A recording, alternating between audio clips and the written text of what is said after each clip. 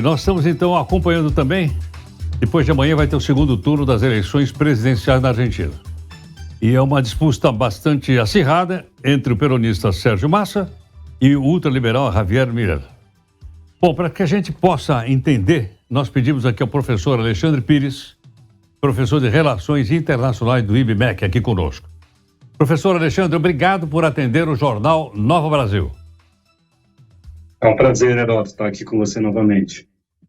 Professor, há alguma semelhança entre essa disputa bastante radicalizada da Argentina com aquela recentemente que nós tivemos no Brasil, ou são realidades absolutamente diferentes? A situação é distinta porque a Argentina realmente está numa crise grave e é uma crise crônica, né, Heródoto? Há anos a Argentina está nisso, há quase 20 anos que não sai. E aí essas várias disputas que ocorrem lá são em torno de um problema básico, o tamanho daquele Estado, né? Ou seja, tem um problema fiscal enorme a Argentina, então as propostas, elas não têm a conotação moral que tiveram muitas vezes em confrontos como nos Estados Unidos, entre Trump e Biden, ou os confrontos ligados ao Bolsonaro e as gestões anteriores, né? Ou seja, nós temos lá uma pauta que é econômica, né? Ou seja, é uma pauta eminentemente econômica, ainda que haja uma discussão ali do Milei com relação a parceiros ideológicos, mas o ponto central é o que eles vão fazer com aquele Estado que não cabe dentro da economia. Compreendo. Quer dizer, a inflação na Argentina, salvo engano, nos últimos 12 meses, ultrapassou 140%, a taxa de juros está em 110%. Quer dizer, quem ganhar vai ter pela frente uma pedreira, hein? Não, é uma situação difícil. As propostas ali que estão à mesa seria a proposta do próprio candidato Massa, que é um candidato da situação, atual ministro do que seria ali o Ministério da Fazenda, o Ministério da Economia, que é um pouco mais do mesmo, né, no sentido de controles de mercado de capitais, de câmbio, a manutenção de subsídios, e uma proposta que tenta eliminar a impressora de dinheiro argentina, que é o Banco Central.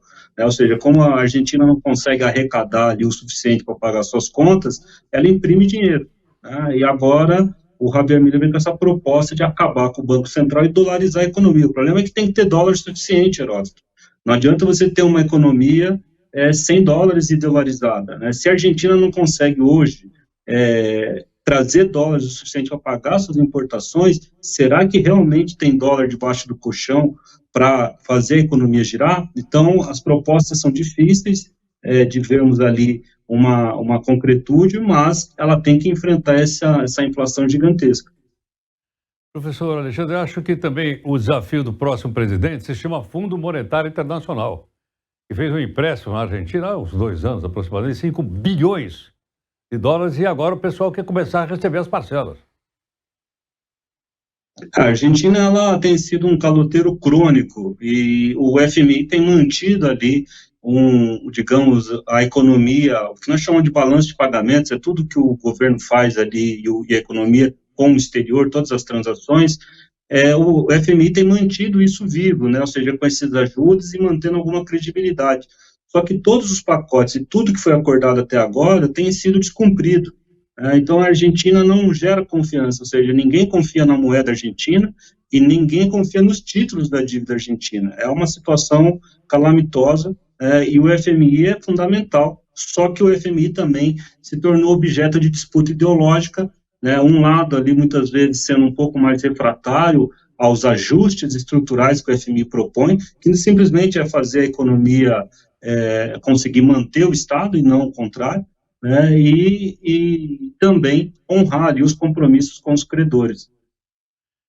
Professor, ganhando um lado ou outro, isso vai ter algum reflexo, algum impacto no relacionamento, especialmente econômico, entre o Brasil e a Argentina, já vista que um é parceiro do outro, é o terceiro parceiro mais importante, um de um lado e outro do outro? Olha, a Argentina é um mercado gigantesco. Se fosse uma economia que tivesse mantido o seu ciclo de crescimento e de ganho de poder aquisitivo, o Brasil estaria usufruindo muito bem desse mercado. Mas a Argentina vem num declínio muito grande. Eu acho que hoje mais de 40% da população já está abaixo de uma faixa de pobreza internacional, mas seja um ou seja outro que ganhe, eles não vão conseguir fazer as reformas no curto prazo.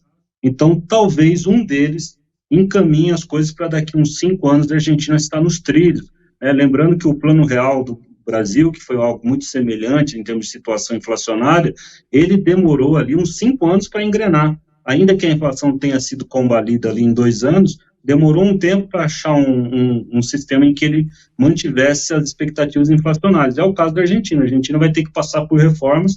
Quando ela passar por essas reformas, talvez ela volte a ser ali um parceiro importante nas estratégias de desenvolvimento regional do Brasil.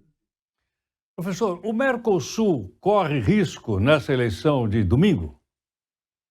O Mercosul não, porque apesar das bravatas, qualquer mudança no Mercosul vai ter que passar pelo Congresso. E o Congresso argentino, ele ainda não mudou de lado completamente, né? Ele se renova parcialmente, tanto a Câmara Baixa, que é a Câmara dos Deputados, quanto a Câmara Alta, que é a dos Senadores. Então, ainda que haja alguma proposta para o lado do Javier Milei de se afastar do Mercosul, não vai ser nesse caminho. Na verdade, a maior ameaça ao Mercosul tem sido a negociação bilateral entre Uruguai e China, né, que se implodir a TEC, implode o Mercosul. A TEC é a tarifa externa comum que nos amarra, né? Então, dali, da Argentina, não vem a principal ameaça.